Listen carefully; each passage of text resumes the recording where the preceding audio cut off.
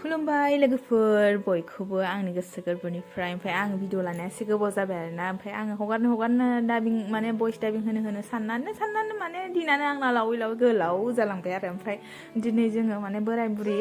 गहपुराव थांनो नागिरदों आरो माने आं बिराद गोबाव जाबायमोन गहपुराव थांनो मोनिया ओमफ्राय माने होजों न'आव आरो ओमफ्राय दिनै आं थांनो मोनसिगोनखाय माने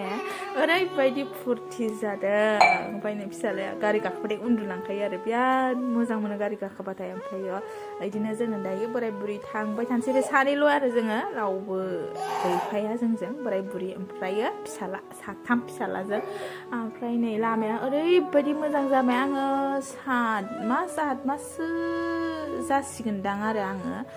होजोंहाय न'आवहाय फैया बिराद गोबाव जाबाय आं माने आं हाबा जागोदानावथ' आंहा हारसिंमोन नालाय गाव गोजामोन नालाय ट्रेनजोंनो माने आङो एखेबारे थांलाय फैलाय खालामबाय थायोमोन आरो ओमफ्राय नै फैग्रोमोना जों बिमा बिफाखौथ' खेल लाखाया माने गथ'खौसो नांगौ नालाय लेंहरबाय थाखादों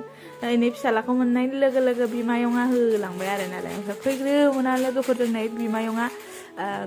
मा होनगोन बेखौ मालाय बायनानै दोनखादोंमोन बेयावहायनो गाखोनानै गेलेबायानो लोगोफोर गाव बायदि गोजाखाय एखेबारे गेलेनो मोजां ओमफ्राय जिबो सोंबाय दं मालायनो ओजोंहायथ' माने जि दानायखौनो बुहुत खम नुबाय ओमफ्राय जोंनि गहपुराव एसे जि दानाया एसे बांसिन आरोना गामि एरियाफ्राव ओरैनो उइभिं सुइभिंखौ दानाया बेलेग ओमफ्राय जोंनिया ओरै गामि एरियाफ्राव एसे दायो आरो ओमफ्राय नै उदालगुरिनिफ्राय होनबाथाय दख'ना लाबोफा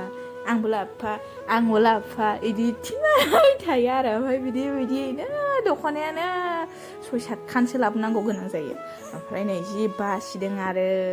एखेबारे आंथ' हरनो नालागे गावसोरसो बिहरफाबाय थायो आंनाव गोबावनिफ्राय उनाव एथ' गोबावनि उनाव खनसे फैदों होननानै आंनो हरनांगौ ओरै नालाय गावसोरसो नालाय ओमफ्राय फिसालायाबो गेलेगासिनो जों नै न'आव फैबाय आरो जोङो ओमफ्राय नालाय बिदा गिदिरजों फिसालाजों माबायदि बुलायलायखायो माने नुबा मिनिनानै थैगोनसो ओमफ्राय नै मोनाबाबो जि गेलेगोन बिबै बिबौ बिमायंमोन गासिबो दंजोबो आरो नै फिफाजों गेलेदों भइस दाबिं होनायावनो फिसाला अयथासार दावराव खालामनानै होयो होजायाना आरो ओमफ्रायो एसे गोबाव जाबाय आं दिनैसो आगारनाय जादों लोगोफोर भिडिअखौ